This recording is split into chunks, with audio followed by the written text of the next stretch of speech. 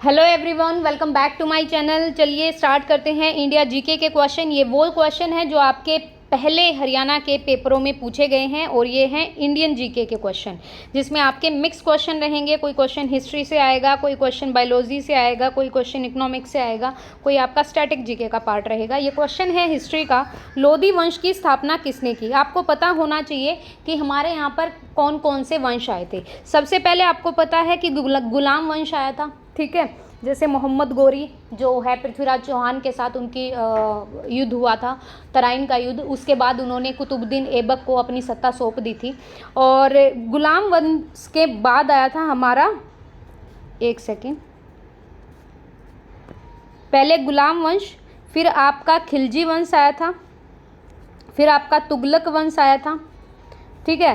फिर आपका सैयद वंश आया था, फिर आपका लोधी वंश आया था और फिर आपका मुगल वंश आया था। ये आपने सुनी भी होगी, ट्रिक है, गुड़ खा तसले में, और कोई ट्रिक होगी। तो लोधी वंश की स्थापना किसने की? इस वंश से 3 शासक रहे। एक तो रहे बहलोल लोधी, एक रहे आपके सिकंदर लोधी और एक रहे आपके इब्राहिम लोधी। बहलोल लोधी ने स्थापना की थी, ऑब्वियसली शासक थे, ये पहले शासक थे और इनका यहाँ पर शासन रहा। अगर मैं लोधी वंश के शासन की बात करूँ तो 1451 से लेकर 1526 तक, ठीक है। आपको पता है ना, फिर क्या कहते हैं भाई, मुगल पानीपत का युद्ध होता है, ये भी आपको पता होगा। पानीपत का प्रथम युद्ध, द्वितीय युद्ध और तृतीय युद्ध, तो आप आइडिया लगा सकते हैं यहाँ पे। अगर मैं यहाँ पे बहलोल लोधी के शासन की बात करूँ तो 1451 से लेकर ये 1498 ईस्वी तक यहाँ पर शासक रहे। इन्होंने, ये पहले अफगान शासक थे, इतिहास में ये पहले अफगान शासक बने। दूसरा, इन्होंने खुद को, अपने आप को गाजी की उपाधि दे रखी थी। इन्होंने अपने ही नाम से बहलोली सिक्के चलाए थे। एक चीज़ और, ये अपनी जो प्रजा के सरदार होते थे, इनको मसनद अली कहते थे। ये अपने सरदारों को मसनद अली। तो 4 पॉइंट याद रखिएगा। एक तो संस्थापक थे ये, और दूसरा इन्होंने, ये पहले अफगान शासक थे इतिहास में राजा बनने वाले।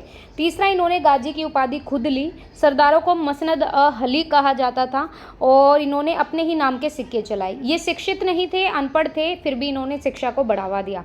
इसके बाद बात करें तो सिकंदर लोधी, जो कि इनके बेटे थे, 1489 से 1517 ईस्वी तक इन्होंने शासन किया।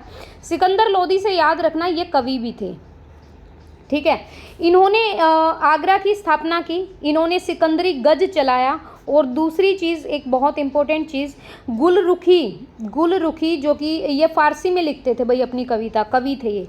गुलरुखी के उपनाम से ये कविता लिखते थे फारसी भाषा में।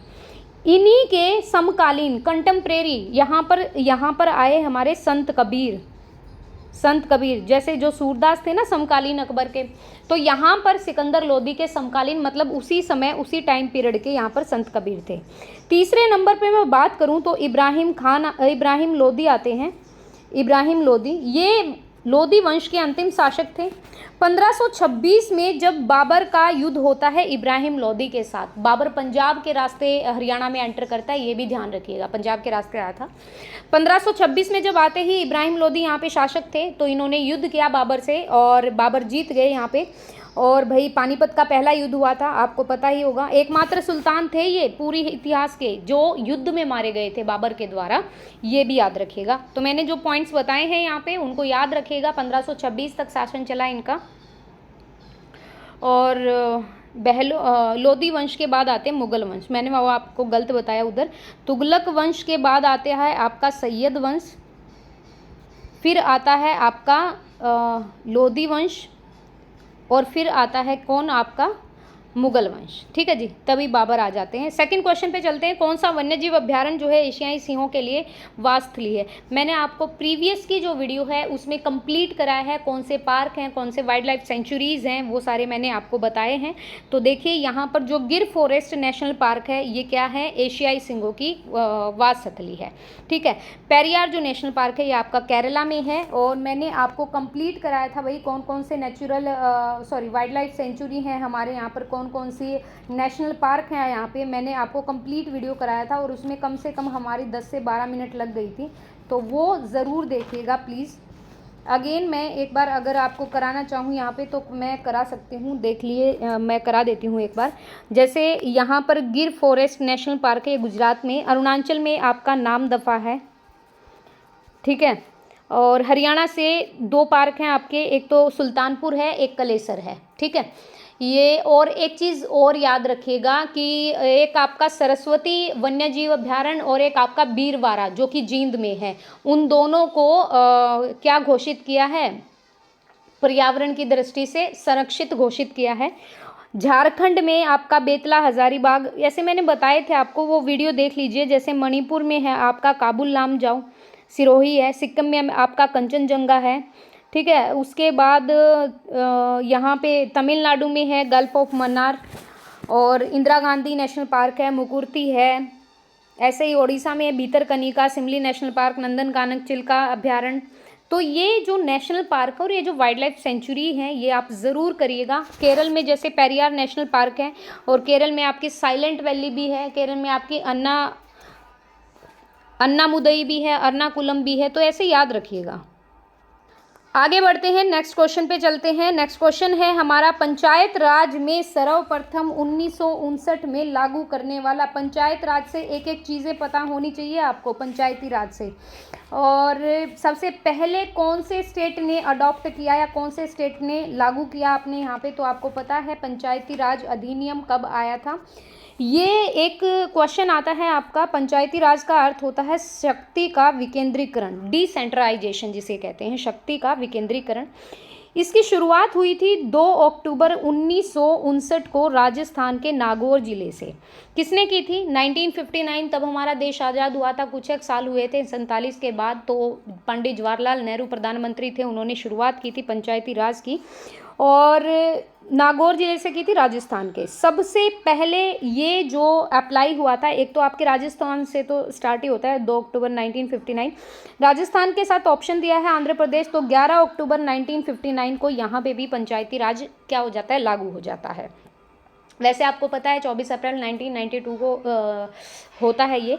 तो यहाँ पर ये देखिएगा, इसका उद्देश्य था एक तो सरकारी योजनाओं को एक बड़े लेवल पर प्रस्तुत करना, और ये हमारा 73वां संविधान संशोधन है, जो हमारा कॉन्स्टिट्यूशन में अमेंडमेंट है, ये 73वां संविधान संशोधन है, आपको पता है पंचायती राज से संबंधित है।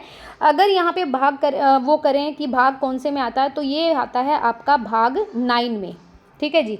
और ये आर्टिकल आता है आपका 243, ये आपको बहुत चीज़ें अच्छे से पता भी होगा। 243 आर्टिकल 73वां संविधान संशोधन के तहत इसको 9वीं सूची में जोड़ा गया, और अनुसूची हमारी 11 में आता है। ये 11वीं अनुसूची ग्राम पंचायत से संबंधित है। इसके अलावा और कुछ चीज़ें और जो आपको याद रखनी है, बलवंत राय मेहता की त्रिस्तरीय समिति है, अशोक मेहता की द्विस्तरीय समिति है। तो ऐसे बार बार में संविधान में संशोधन हुए। त्रिस्तरीय है हमारी, 3 टायर की है हमारी जो ग्राम पंचायती राज है। सबसे पहले स्तर पर हमारा ग्राम स्तर पर काम करती है हमारी ग्राम पंचायत, खंड या ब्लॉक स्तर पर काम करती है हमारी पंचायत समिति। जैसे बीडीओ की वैकेंसी निकलती है ना, ब्लॉक डेवलपमेंट ऑफिसर, वो ब्लॉक स्तर पर ही होते हैं। और जिला स्तर पर हमारे काम करती है जिला परिषद, जिसमें डीएम वगैरह होते हैं, सर्वोच्च पदाधिकारी होते हैं वो। तो यहाँ पर पंचायती राज में फीमेल को कुछ रिजर्वेशन भी दी, 1/3 भाग की। पंचायती राज के जो चुनाव होते हैं उनका कार्यकाल 5 साल का होता है। अगर आप गांव से संबंधित हो तो आपको पता होगा, सरपंच का चुनाव आम आदमी करता है, और ग्राम पंचायत के मुखिया होते हैं, हेड होते हैं हमारे सरपंच। जिला परिषद का जो कार्य है वो ग्राम पंचायत और पंचायत समिति के बीच, ग्राम पंचायत और जो खंड स्तर पर हमारी पंचायत समिति है उसके कार्य की देखरेख करना होता है डीएम का काम। डीएम जिला अधिकारी मुख्य होते हैं हमारे। कई हमारे स्टेट्स में त्रिस्तरीय नीति है पंचायत स्तर के, और कई में द्विस्तरीय भी नीति है। तो बेसिकली अगर पंचायत मतलब इसका जो कार्य है वो यही है कि स्वास्थ्य की देखरेख करना, शिक्षा के जो हमारा है शिक्षा को लेकर बढ़ावा देना, कृषि पशुपालन पर ध्यान देना, ये वाली चीज़ें हैं। नेक्स्ट क्वेश्चन पे चलते हैं।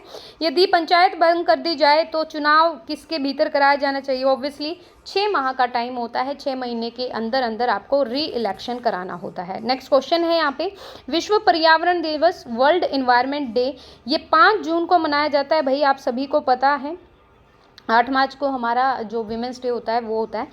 तो 5 जून को हमारा वर्ल्ड एनवायरनमेंट डे मनाया जाता है और इसकी जो मतलब थीम नहीं, इसका उद्देश्य है पर्यावरण की सुरक्षा करना और संरक्षण करना। 2023 में क्या थीम रही वो भी मैं यहाँ पे बताऊंगी। 1972 में पहली बार पर्यावरण दिवस मनाया गया 5 जून 1972 में, और ये हमारे संयुक्त राष्ट्र ने मनाया था, संयुक्त राष्ट्र जो हमारा संघ है उन्होंने। थीम की बात करें 2023 में पर्यावरण डे की थीम क्या रही है, तो ये थीम रही है बीट प्लास्टिक पॉल्यूशन। ज़रूर याद रख लेना, बीट प्लास्टिक पॉल्यूशन, ठीक है जी, ये रही है। होस्ट कंट्री, इस बार एनवायरनमेंट डे कहाँ पे मनाया गया, तो ये मनाया गया कोटे डी आइवरी। ये आपने एक देश का नाम सुना होगा, कोटे डी आइवरी, ये देश होस्ट किया है इन्होंने एनवायरनमेंट डे को 5 जून को। और अगर बात करें कि पहला सम्मेलन कहाँ पे हुआ था इसका पर्यावरण का, तो ये पहला सम्मेलन हुआ था संयुक्त राष्ट्र महासभा के स्टॉकहोम में हुआ था, संयुक्त राष्ट्र महासभा के द्वारा पहला सम्मेलन। बीट द प्लास्टिक पॉल्यूशन इसकी थीम है, याद रखिएगा। और कोस्टे डी आइवरी ये होस्ट है, ठीक है। फादर ऑफ एनवायरनमेंट पूछ ले आपसे कि फादर ऑफ एनवायरनमेंट कौन है, जैसे फादर ऑफ जोलॉजी होते हैं, बॉटनी होते हैं, इकोनॉमिक्स होते हैं, ऐसे ही फादर ऑफ एनवायरनमेंट अगर पूछ लें तो नाम लिख लेना गलॉर्ड नेल्सन, ये हमारे फादर ऑफ एनवायरनमेंट हैं।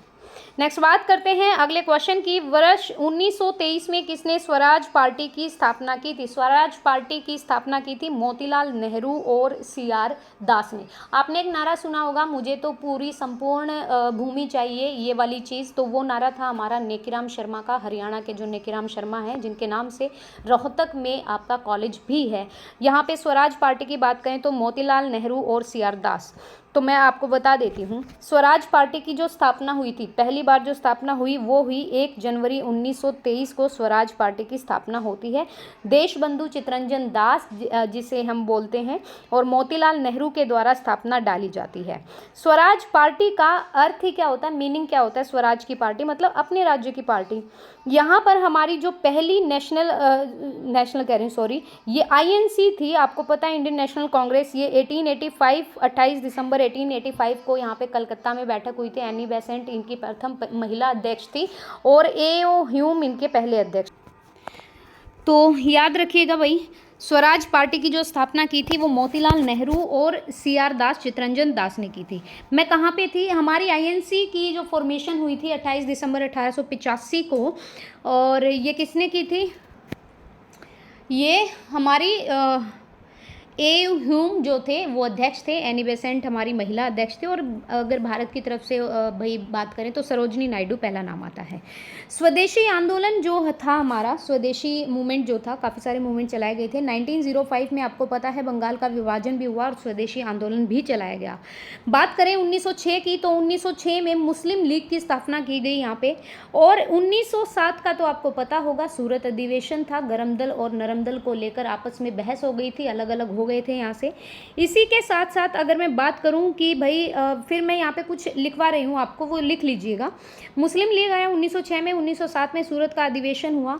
फिर गदर पार्टी की अगर शुरुआत की बात करें तो गदर पार्टी की हुई थी 1913 में। होम रूल जो लीग आंदोलन था, होम रूल लीग आंदोलन, ये हुआ था हमारा 1916 में, ठीक है जी। उसी के साथ साथ खेड़ा चंपारण जो नील की खेती करने के ऊपर जो विद्रोह चला हुआ था, खेड़ा चंपारण कह रही हूँ सॉरी, एक तो खेड़ा आंदोलन और एक चंपारण आंदोलन, ये दोनों ही आंदोलन हमारे स्टार्ट हुए थे 1917 में, ठीक है। उसके साथ साथ रोलेट एक्ट आया। रोलेट एक्ट ये तो ब्रिटिश लोगों का था, और इस एक्ट के दौरान क्या था, 1919 में जलियांवाला बाग जो मासाकेर होती है, हत्याकांड होता है हमारा, उसी के साथ साथ ये चीज़ क्या होती है कि यहाँ पर जो ब्रिटिश गवर्नमेंट होती है या ब्रिटिश जो लोग होते हैं वो अपनी तरफ से ही रोलेट एक्ट लागू कर देते हैं, और ये कहते हैं कि अगर कोई भी क्रिटिसिज्म करता हुआ पकड़ा गया ब्रिटिश गवर्नमेंट का, ब्रिटिश किसी भी इनके जो थे ब्रिटिश लोग थे जिन्होंने शासन किया था हमारे ऊपर, अगर कोई भी ब्रिटिश गवर्नमेंट की बात नहीं मानता है तो सीधे सीधे उसके खिलाफ ना तो कोई कार्रवाई होगी, ना उसका कोई वकील होगा, हम उसको पकड़ के जेल में डाल देंगे। रोलेट एक्ट के तहत ये हुआ था। इसी के साथ साथ हमारा आया असहयोग आंदोलन, जिसको इंग्लिश में बोलते हैं नॉन कॉपरेशन मूवमेंट, जो कि 1920 में स्टार्ट हो गया असहयोग आंदोलन। क्योंकि अंग्रेजों के बहुत सारे जो अत्याचार थे वो बढ़ रहे थे, इसी को देखते हुए भाई चंपारण सत्याग्रह, दांडी यात्रा भी चलाई गई महात्मा गांधी के द्वारा। फिर असहयोग आंदोलन में काफ़ी बढ़ चढ़ कर भाग लिया लोगों ने, और ये भी महात्मा गांधी के द्वारा स्टार्ट हुआ असहयोग आंदोलन और खिलाफत आंदोलन 1920 में। फिर एक आपने सुना होगा बारदोली सत्याग्रह आया था, बारदोली सत्याग्रह, ये आपका 1928 में। आपको पता है साइमन कमीशन भारत कब आया था? 1929 में, ठीक है। साइमन कमीशन, भारत छोड़ो के नारे लगाए गए थे, go back Simon, go back Simon, ये वाली चीज़ तो वो भी याद रखिएगा। फिर हमारा जो एक आंदोलन था भारत छोड़ो आंदोलन, ये हमारा 1942 में था। तो और जो नमक दांडी यात्रा है वो हमारी 1930 में था। अगेन मैं एक बार करा देती हूँ। स्वराज पार्टी की स्थापना की 1 जनवरी 1923 को मोतीलाल नेहरू और देशबंधु चित्तरंजन दास के द्वारा। स्वराज का अर्थ होता है अपना राज्य। इसी के साथ साथ हमने कुछ आंदोलन पढ़े, और जो हमारी आईएनसी थी, इंडियन नेशनल कांग्रेस, 28 दिसंबर 1885 को कलकत्ता के अधिवेशन में इसकी स्थापना हुई। एनी बेसेंट हमारी जो प्रमुख महिला अध्यक्ष थी, और ए होम हमारे अध्यक्ष थे। इसके अलावा स्वदेशी आंदोलन चलाया गया 1905 में। 1905 में बंगाल का विभाजन भी हुआ, और इसके साथ साथ मुस्लिम लीग की स्थापना हुई 1906 में। गदर पार्टी की स्थापना हुई 1913 में, और होम रूल लीग जो आंदोलन आया वो आया 1916 में। उसके बाद खेड़ा सत्याग्रह आंदोलन, चंपारण आंदोलन 1917 में, रॉलेट एक्ट आया हमारा 1990 में। इसी के साथ साथ जलियांवाला हत्याकांड भी आया। उसके अलावा असहयोग आंदोलन या खिलाफत आंदोलन की बात करें तो 1920 में, बारदोली सत्याग्रह आपका 1928, भारत छोड़ो आंदोलन 1942, और दांडी यात्रा जो शुरू की थी वो 1930 में। मैं आपको एक चीज़ और बताऊंगी, यहाँ पे कुछ चीज़ और है। 1905 दो तरीके से इम्पोर्टेंट है हमारा। 1905 में एक तो क्या हुआ था, हमारा बंगाल का जो विभाजन था, बंगाल में अलग से होता था सब कुछ, लेकिन बंगाल का जो विभाजन था वो आया, और एक स्वदेशी आंदोलन आया। 1905 में बनारस में एक अधिवेशन होता है कांग्रेस का, बनारस का अधिवेशन 1905 का। इसके अध्यक्ष पूछा जाएगा आपसे कि इसकी अध्यक्षता किसने की, तो ये की थी गोपाल कृष्ण गोखले ने। याद रखिएगा ज़रूर ज़रूर, जो बनारस में कांग्रेस का पहला अधिवेशन हुआ 1905 का, तो इसकी अध्यक्षता की थी गोपाल कृष्ण गोखले ने, ध्यान रखिएगा। 1906 में जो दूसरी अध्यक्षता हुई, ये हुई हमारी कलकत्ता में, या कलकत्ता बोल लीजिए आप, और ये की थी हमारी दादा भाई नारोजी ने, ये रहे थे हमारे प्रमुख अध्यक्ष।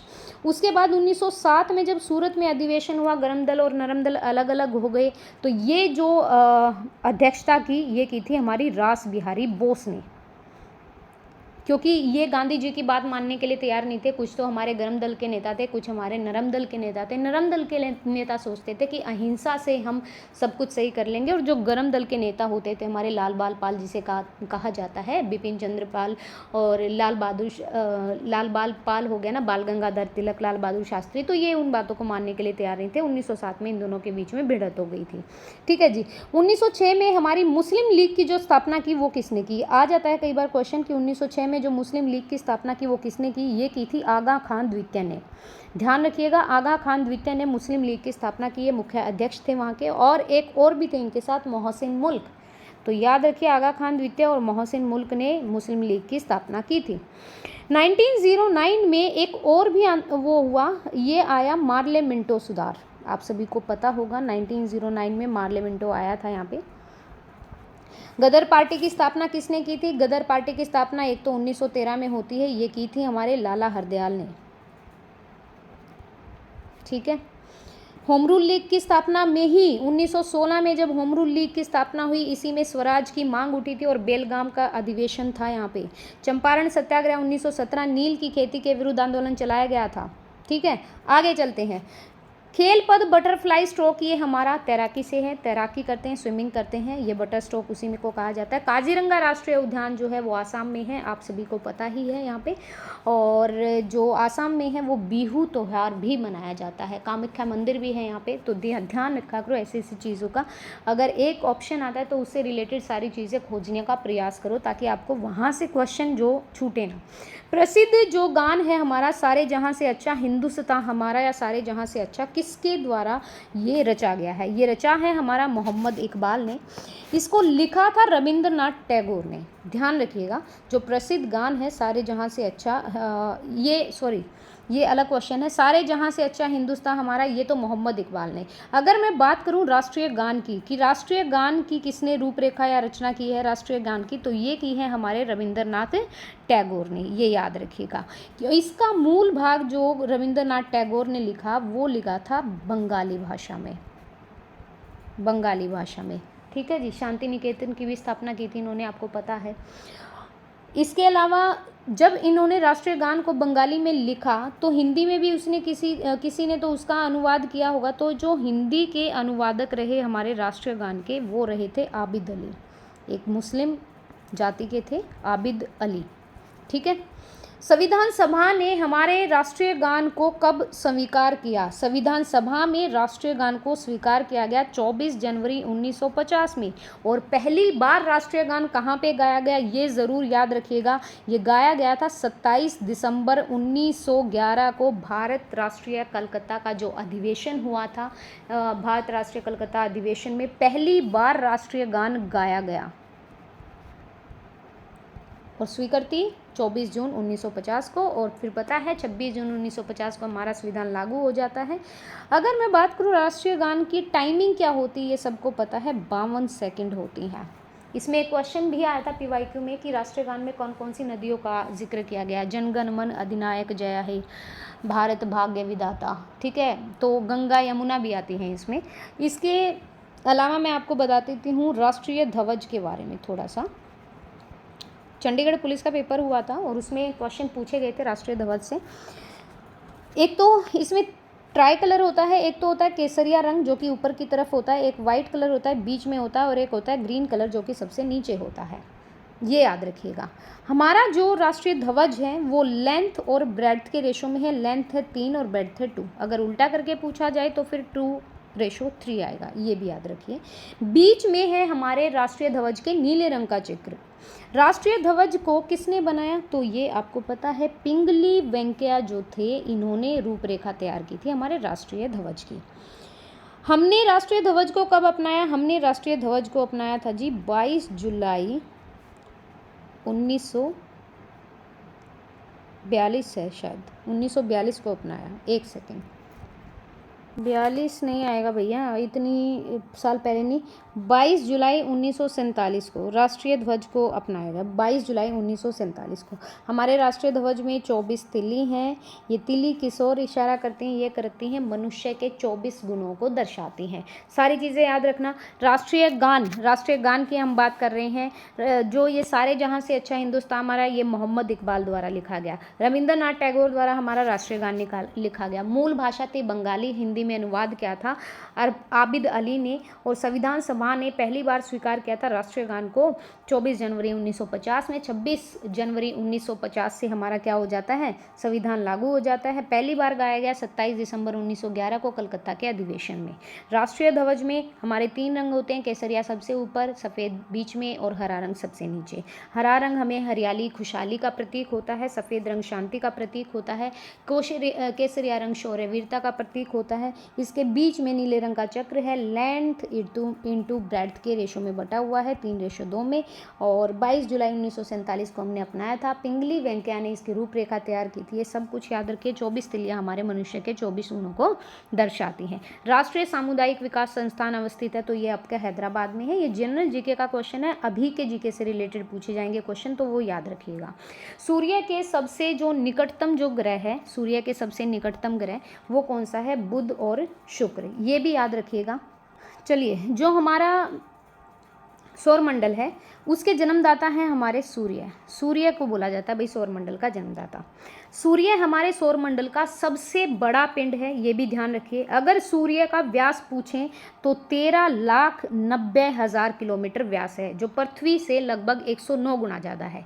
ये याद रखना है। अभी सूर्य जो आदित्य 1 भेजा था वो भी, भाई देखो ये क्वेश्चन आपसे ना करंट के क्वेश्चन उठा के जीके में पूछेगा, ऐसे याद रखा करो। ठीक है, अभी पहले हमारे 9 ग्रह होते थे जब हम पढ़ते थे। अभी हमारे 8 ग्रह प्रस्तावित हैं, क्योंकि प्लूटो को हटा दिया है, वो अपनी चक्कर काटते हुए बीच में आ रहा था तो उसको नहीं गिना जाता। अभी हमारे 8 ग्रह हैं और सौर मंडल के जो मुख्य रूप से हैं तो वो भी 8 ही ग्रह हैं, ठीक है। एक बोना ग्रह भी है जिसे क्षुद्र ग्रह कहते हैं। क्षुद्र ग्रह कैसे लिखा जाता है? क्षुद्र ग्रह, ठीक है, धूमकेतु को दर्शाता है ये। अगर यहाँ से बात करें कि भाई सौर मंडल में कितने होते हैं ग्रह, तो 8 होते हैं। कौन कौन से होते हैं? सूर्य से दूरी के अनुसार, जैसे मान लो ये सूर्य है तो यहाँ से ग्रह स्टार्ट हो जाएंगे। एक तो हमारा है बुध ग्रह, सबसे नज़दीक होता है। फिर हमारी आता है शुक्र, जिसे सिस्टर ऑफ अर्थ बोला जाता है। तीसरे नंबर पर आता है पृथ्वी। कैसे भी घुमा के पूछ लेगा कि पृथ्वी और सूर्य के बीच कितने ग्रह हैं, पृथ्वी कौन से नंबर पर आती है, पृथ्वी की बहन किसे बोलते हैं, सूर्य के सबसे नज़दीक कौन सा ग्रह है, ऐसे पूछेगा। मंगल कौन से ग्रह पर, मंगल कौन से नंबर पर आता है? 4th नंबर पर आता है। फिर आता है आपका बृहस्पति, फिर आता है आपका शनि, फिर आता है आपका यूरेनस और फिर आता है आपका नेपच्यून। दोबारा से मैं कीवर्ड्स में लिख रही हूँ। सूर्य के अकॉर्डिंग सबसे पहले आता है बुध, फिर आता है हमारा शुक्र, फिर आती है हमारी पृथ्वी, फिर आता है हमारा मंगल, फिर आता है हमारा बृहस्पति, फिर आता है हमारा शनि, फिर आता है हमारा यूरेनस और फिर आता है हमारा नेपच्यून, ठीक है। अगर पूछे सबसे ज़्यादा उपग्रह किसके हैं तो शनि के हैं, ध्यान रखिएगा इसके चंद्रमा, ठीक है, सबसे ज़्यादा हैं इसके शनि के। नेक्स्ट अगर मैं यहाँ पे जो कुछ और बताऊँ आपको कि जो भाई सूर्य के चारों ओर जो चक्र लगाते हैं जो ग्रह होते हैं या उल्का पिंड होते हैं, उन्हीं को क्या कहते हैं? हम सौर मंडल कहा जाता है। और इनसे रिलेटेड और भी कुछ क्वेश्चन है कि जो 9वां ग्रह था ना हमारा, अभी पूछा तो नहीं जाएगा, ये कोई हट गया है और ये एनसीईआरटीज़ में भी इनका डेटा है, मैंने पढ़ी है एनसीईआरटीज़। तो 8th या 7th क्लास के एनसीईआरटी में ये बोला गया है कि 9वां ग्रह प्लूटो था, लेकिन ये प्लूटो ग्रह की श्रेणी से क्या हो गया? हटा दिया गया, क्योंकि ये बहुत ही छोटा था। अच्छा, ग्रहों के भी उपग्रह होते हैं, जैसे बृहस्पति के हैं, शनि के हैं, पृथ्वी का भी उपग्रह है, मंगल के भी है, फोमोस डिमोस, तो आपको पता होगा वो अपने ग्रहों की क्या करते हैं? चक्र लगाते हैं, ओके। और जो दूसरा है जो सूर्य है, वो हमारी जो गैलेक्सी है वो है मिल्की वे, ये भी आपको पता होगा। मिल्की वे जो है ये लगभग 30,000 प्रकाश वर्ष की दूरी पर है हमसे, ठीक है। और नेक्स्ट अगर यहाँ पे कुछ और बात करें सौर मंडल से रिलेटेड, तो यहाँ तक हो गया कंप्लीट। नेक्स्ट वीडियो में मैं आपको कराऊंगी सौर मंडल, पूरा सौर मंडल हो जाएगा। मैं एक एक चीज़ करा दूंगी कि सूर्य से कौन कितनी दूरी पर है। और आज की वीडियो अगर आपको अच्छी लगी तो please guys support me and please share my video, and if you are new viewer on this channel you can subscribe my channel if you want to get update more and more update regarding the recruitment and some study material also, and hope so you are going well। आप बहुत अच्छा जा रहे होंगे, बहुत अच्छा कर भी रहे होंगे। Obviously exam date has released. तो वीडियो देखने के लिए thank you so much. Video पसंद आए तो please like and share and please subscribe the channel. Thank you.